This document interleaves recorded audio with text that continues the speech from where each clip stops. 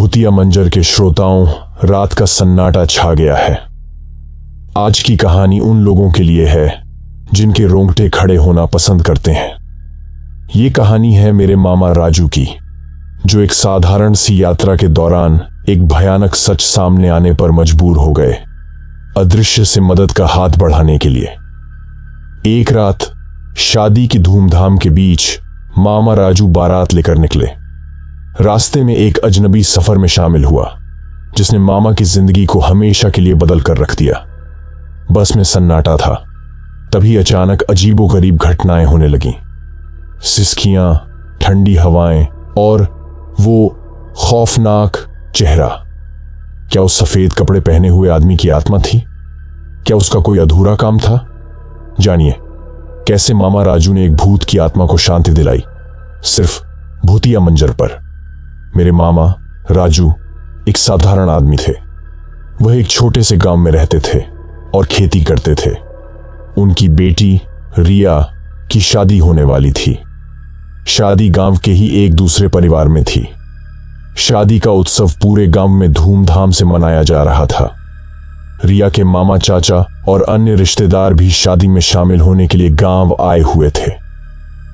एक दिन रिया की शादी के कुछ दिन पहले मेरे मामा राजू और उनके कुछ रिश्तेदार दूल्हे के घर बारात लेकर जाने के लिए बस में रवाना हुए। रात का समय था। बस खाली थी। सिर्फ मेरे मामा और उनके कुछ रिश्तेदार ही उसमें सवार थे। जैसे जैसे बस गांव से दूर जा रही थी, अंधेरा भी बढ़ता जा रहा था। अचानक बस के पीछे से एक सफेद कपड़े पहने हुए आदमी को दौड़ते हुए आते हुए देखा गया। बस चालक ने बस रोक दी। वह आदमी थकान से हाँफ रहा था। उसने बस चालक से गुहार लगाई कि उसे भी बस में सवार होने दिया जाए। बस चालक को उस आदमी पर दया आ गई। उसने उसे बस में सवार होने की अनुमति दे दी। वह आदमी बस में चढ़कर एक खाली सीट पर बैठ गया। उसने अपना चेहरा कपड़े से ढक रखा था। बस फिर से चलने लगी। जैसे जैसे बस आगे बढ़ती जा रही थी, अजीबोगरीब घटनाएं होने लगीं। बस में अचानक ठंडी हवा चलने लगी। कुछ लोगों को ऐसा लगा जैसे कोई उनके पीछे खड़ा है। कुछ लोगों को ऐसा लगा जैसे कोई उनके कान में फुसफुसा रहा है। मेरे मामा भी डर गए थे। उन्होंने उस सफेद कपड़े पहने हुए आदमी को ध्यान से देखा। उन्हें लगा जैसे वह आदमी कोई साधारण इंसान नहीं है। अचानक बस के अंदर की लाइट्स ऑफ हो गईं। अंधेरे में मेरे मामा ने देखा कि उस सफेद कपड़े पहने हुए आदमी का चेहरा बदल गया था।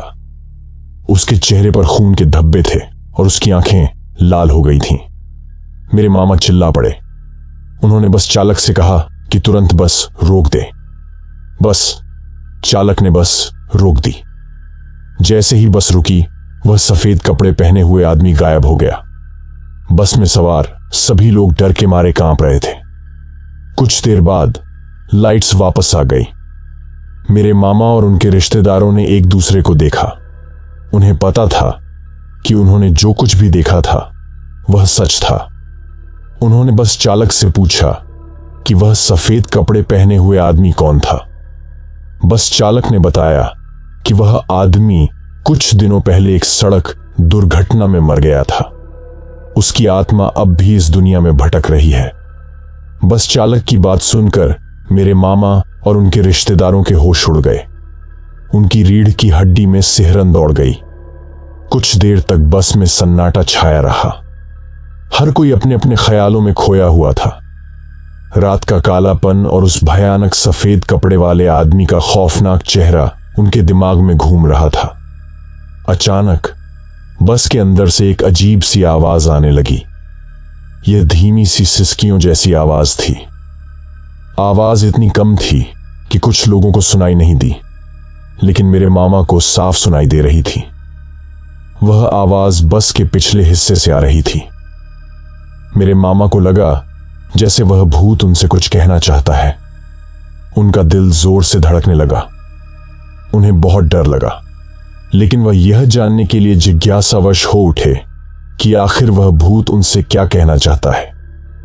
उन्होंने बस चालक से कहा कि वह बस को धीमी गति से चलाए। बस चालक ने ऐसा ही किया। मेरे मामा धीरे धीरे अपनी सीट से उठे और बस के पिछले हिस्से की तरफ बढ़े। जैसे जैसे वह आगे बढ़ रहे थे, सिसकियों की आवाज तेज होती जा रही थी। आवाज अब इतनी तेज हो गई थी कि बस में सवार सभी लोगों को सुनाई दे रही थी। बस में सन्नाटा छा गया। हर कोई डर के मारे सांसें रोके हुए बैठा था। कुछ लोगों की आंखों से आंसू भी निकल आए थे। मेरे मामा बस के सबसे पीछे वाली सीट पर पहुंचे। उन्होंने झुककर सीट के नीचे देखा। वहां कुछ भी नहीं था, सिर्फ अंधेरा। लेकिन सिसकियों की आवाज अभी भी आ रही थी। ये आवाज अब और भी ज्यादा तेज और भयानक हो गई थी। मेरे मामा कांपते हुए पीछे हटे। उन्हें लगा जैसे वह भूत उनसे मदद मांग रहा है। उन्होंने अपने माथे पर तिलक लगाया और उस भूत से पूछा, क्या तुम मुझसे कुछ कहना चाहते हो? उनकी आवाज कांप रही थी, लेकिन उन्होंने हिम्मत जुटाकर यह सवाल पूछ ही लिया। कुछ देर के लिए सन्नाटा छाया रहा। फिर एक फुसफुसाहट जैसी आवाज आई, मुझे इंसाफ चाहिए। आवाज इतनी धीमी थी कि शायद बस में मौजूद अन्य लोगों को सुनाई नहीं दी, लेकिन मेरे मामा को साफ सुनाई दी। उस आवाज में गहरा दुख और गुस्सा झलक रहा था। मेरे मामा समझ गए कि यह आत्मा किसी अपराध का शिकार हुआ है और उसे इंसाफ चाहिए। लेकिन वह भूत यह नहीं बता पा रहा था कि आखिर हुआ क्या था और उसका क्या अपराध हुआ था। बाराती पार्टी गांव पहुंच चुकी थी। शादी की तैयारियां जोरों पर थीं, लेकिन मेरे मामा के मन में उस भूत की बात अभी भी घूम रही थी। वह जानना चाहते थे कि आखिर उस भूत के साथ क्या हुआ था और उसे इंसाफ दिलाने के लिए वह क्या कर सकते हैं। उन्होंने गांव के कुछ बुजुर्ग लोगों से बात की। उन्होंने उन्हें बताया कि कुछ साल पहले इसी रास्ते पर एक सड़क दुर्घटना हुई थी। उस दुर्घटना में एक युवक की मौत हो गई थी। वह युवक किसी दूसरे गांव का रहने वाला था और वह किसी शादी में बारात लेकर जा रहा था। उस रात सोते समय मेरे मामा को एक सपना आया। सपने में उन्होंने उस सफेद कपड़े पहने हुए आदमी को देखा। वह आदमी उनके सामने खड़ा था और उसका चेहरा दुख से भरा हुआ था। उसने मेरे मामा से कहा, मेरा नाम सोनू है, मुझे बेरहमी से मार दिया गया, मुझे इंसाफ चाहिए। फिर उसने बताया कि वह किसी दूसरे गांव से बारात लेकर जा रहा था। रास्ते में कुछ गुंडों ने उन्हें रोक लिया। उन्होंने दूल्हे के गले से सोने का हार छीनने की कोशिश की। सोनू ने उनका विरोध किया। गुंडों ने उस पर हमला कर दिया और उसे मार डाला। उसने मेरे मामा से गुहार लगाई कि वह पुलिस को सब बता दें। मेरे मामा नींद से उठ बैठे। उनकी नींद पूरी तरह से उड़ चुकी थी। उन्हें सपने में सोनू की बातें साफ साफ याद थीं। उन्हें लगा जैसे वह भूत उनसे मदद मांग रहा है। सुबह होते ही मेरे मामा दूल्हे के घर वालों के पास गए। उन्होंने उन्हें रात में बस में हुए अजीब घटनाओं के बारे में बताया। उन्होंने सोनू के सपने के बारे में भी बताया। शादी का माहौल फीका पड़ गया।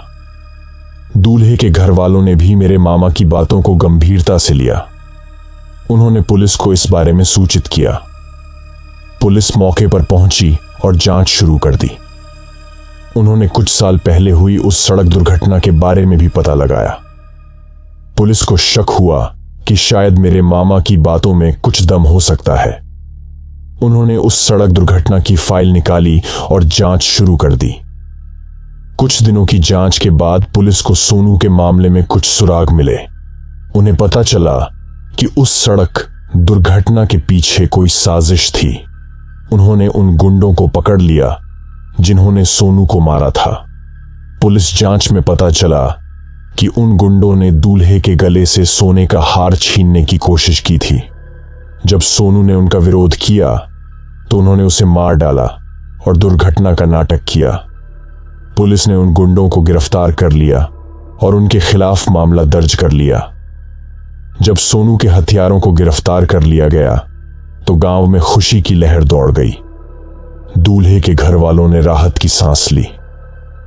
मेरे मामा को भी खुशी हुई कि उन्होंने सोनू की आत्मा को शांति दिलाने में मदद की। उन्हें उम्मीद थी कि अब सोनू की आत्मा को शांति मिलेगी। उस रात सोते समय मेरे मामा को फिर से सपना आया। इस बार उन्होंने सोनू को शांत और प्रसन्नचित्त देखा। सोनू ने मेरे मामा का शुक्रिया अदा किया और कहा कि अब उसे शांति मिल गई है। फिर वह धीरे धीरे दूर होता गया और अंत में गायब हो गया। मेरे मामा मुस्कुराते हुए नींद से उठे। उन्हें पता था कि सोनू की आत्मा अब शांति से सुखी है।